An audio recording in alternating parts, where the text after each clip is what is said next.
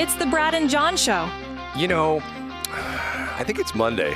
Today's Monday, the 2nd of March, 2026. And by the way, John, I just had a most upset person call me, and I think you might know who this person was.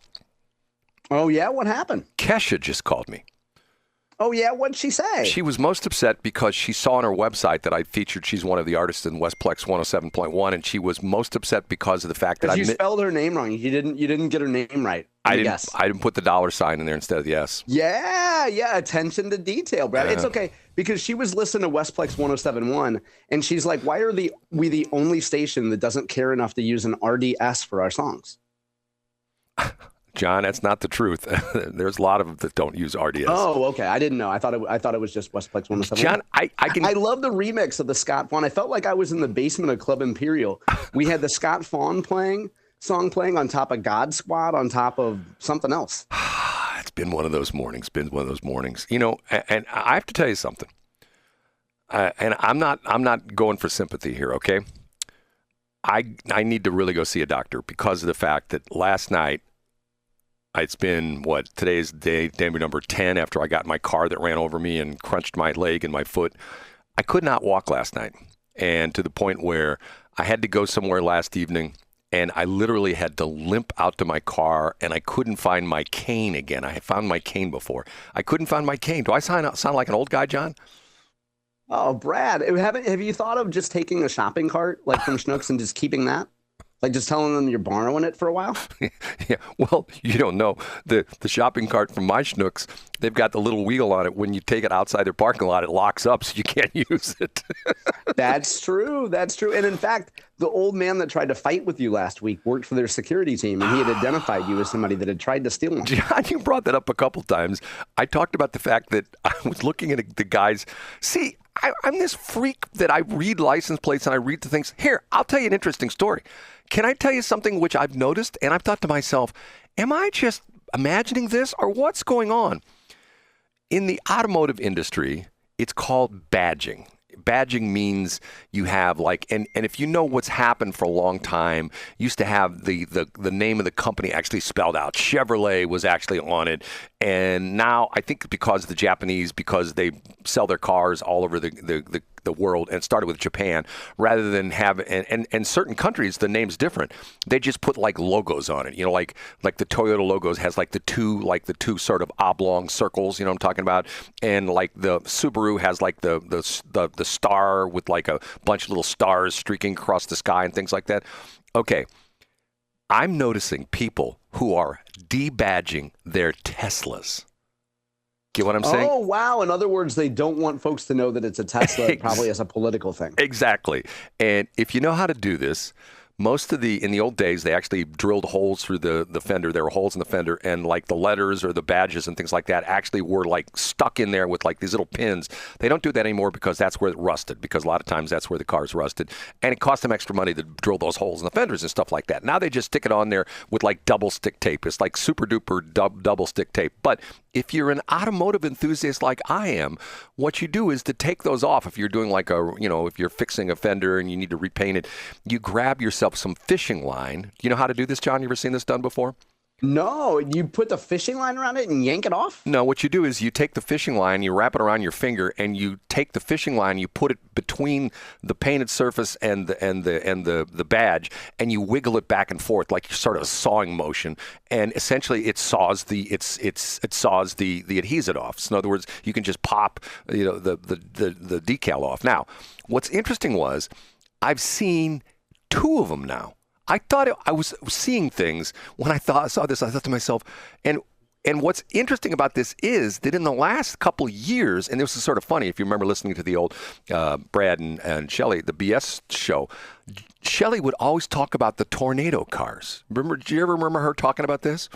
And no, I don't. She would say, well, there was a tornado car in front of me. And I said to her one day, I go, what's a tornado car? She goes, well, it's got a logo on it. It looks like a tornado. She looked at the Tesla logo and thought it was a tornado. And it did sort of look like a tornado when she said that. Oh, I get it. It was like a T, and it's got that stylized T, right? Yeah, and it looked like it had the big old top and the little tiny bottom like the tornadoes do. That comes down, the cone comes down to the point at the bottom where it hits the ground and tears everything up. Okay. in the last couple of years, Tesla is no longer, at least on a lot of their newer cars, I've noticed, is no longer putting the logo on it. They're actually putting the letters TELSA across the back. The other day, I saw the second one of these where the Tesla badge in the middle was missing, but on the lower left-hand corner of the trunk, it said SpaceX. And I thought to myself, what is that? And supposedly, I haven't looked at it, but supposedly you can go online and you can buy this SpaceX thing and rebadge your Tesla as a SpaceX vehicle. Wow. And so it doesn't have any additional features. It's just a different logo. Well, I think people are going like, well, I like driving my Tesla, but people are making fun of me. Like if you ever listen to Armstrong and Getty this morning, Jack Armstrong drives a Tesla Cybertruck, and he talks about that every single day, at least 2 or 3 times a day, he gets the finger, and if he's at a stoplight somewhere, sometimes the people next to him will roll down the words, hey, F Elon Musk, and people yell at him, and he says sometimes people throw things at him. And I'm thinking to myself, okay, I get it. So people don't want that. And like if you're in Kirkwood, some crazy loon will come and stick stickers on your Tesla. You know what I'm saying? So yeah, I get it. But then you can confront him in a call these, and you can go viral. And what did he get? He got community service or something like that? Yeah, slap on the wrist. He actually just had to go put some dirt back in an excavated site at the crap transmitter site. Some guy had excavated it, and Brad gave him a shovel and said, for community service, just fill that back in. Okay, I'm going to do on the air. I'm going to do a Google search right here. SpaceX logo for Tesla, and see. Yes, there it is. It's $14, and they show it on the back of these cars. I thought I was losing it, and. Model S decals and emblems, and it shows right there, sponsored. Here's one, $14, Test Mag, Tesla SpaceX emblem. And there's a whole bunch of them on here. There's one for, here's the one that actually has the metal letters. Tesla Model 3YSX 3D metal letters, $6.99. Here's another one, RPM aftermarket accessories. It's a SpaceX. See, I wasn't imagining things. So people are rebadging their cars as SpaceX, not as Tesla. So if someone comes up to you and say, hey, man, that Elon Musk, he sucks. You say, hey, this isn't a Tesla. This is a SpaceX. Oh, SpaceX? Well, it's entirely different. That has nothing to do with Elon Musk. So, okay, man, I'm sorry what I said. You know what I'm saying, John? Now, sometimes people will criticize NASA. And I'm like, it's actually NASA. And they're like, what are you talking about? I'm like, it doesn't matter if it's all capitalized. It's just the first 4 letters of nasal, John. It doesn't stand for anything. I don't know how this happens, but if I watch Reels, and Reels, I always get this. Reels is a meta term. They're on Instagram, yep. And they're also now on Facebook. You can just use Reels. They're all encompassing. Right. But it's shorts on YouTube, okay? Correct, yep. I don't know why this is, but it goes in patterns where all of a sudden on shorts on YouTube, you will see little 1-minute snippets from movies, okay? And I can't remember when I saw this movie. I actually bought it online. Did I buy it online? Yeah, I bought it online. Bought it on Amazon. Because I'm an old guy, John. I like to hold the medium in my hand. Physical media has been on the decline, but a lot of people love it. Go ahead, Brad. Okay. The movie is about the early days of NASA. It stars Kevin Costner. I can't remember the woman's name. She does an excellent job. And if she didn't win an Academy Award, she should have won an Academy Award. And Kevin Costner was in this as well, too. It's a movie set in the period before John Glenn was first set into space. And it's talked the story about a bunch of these women they were all black women, and they were mathematic geniuses. And they worked at NASA, but yet they worked. So this is a fiction. They're black women good at math. So this is a fiction movie. No. This is actually a true story. True story. And they chronicles the woman and then the whole thing. And it's called Hidden Figures. Hidden Figures. Yes, Hidden Figures. John, don't watch this movie. So now John will go out and buy that movie because I said don't watch the movie. And so let me guess. It was run by black women, so they were all late to the space shuttle launch. No, John, here we go again.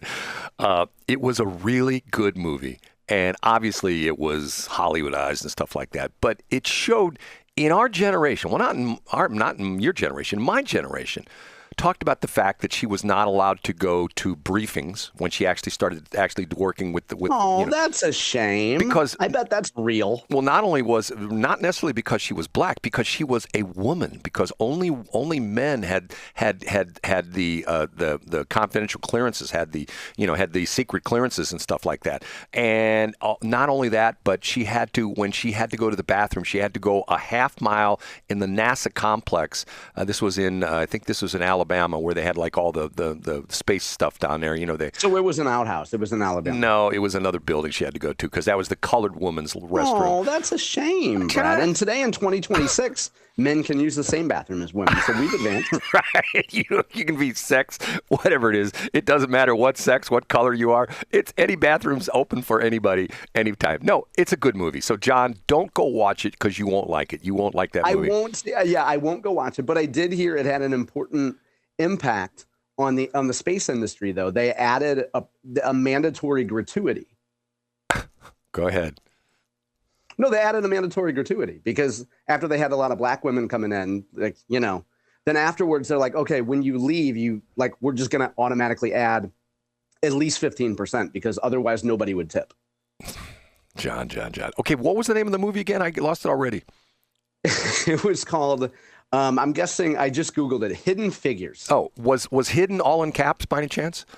No, but Brad, I got to run, because I'm getting something called an UPS package. Oh no, it's all caps. It's UPS. They care about their brand. That's right. It's not UPS. It's UPS.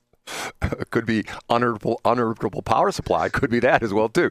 Okay, say goodbye, Brad, John. I hope your day gets better. Your co-host was a jerk to you for 60 minutes. I'm sure he won't apologize, and that's me. But I hope your day gets better. Well, that's okay. Vito's coming over to take a look at your knees, so don't worry about it. There we go, Brad.